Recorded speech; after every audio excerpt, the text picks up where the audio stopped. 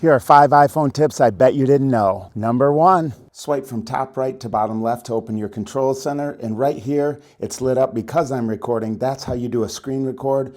Pro tip, make sure and hold the button down.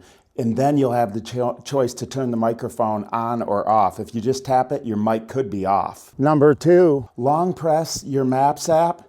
And right there, you can either mark or send your location. Number 3, long press settings and you instantly get access to the most popular. While you're here, I'd really love it if you tap that subscribe button. Go ahead and choose battery, scroll down, tap on charging, and I recommend you have this at 90 or 95% and also turn on optimized battery charging. Number 4, long press on the TikTok app and you can require Face ID so nobody can see what you're watching. Hey, great job making it this far. Number 5, long press on whatever browser you're using. You can now search incognito for those private searches. So leave a comment down below. Did you know all 5 of these? Or maybe just a couple?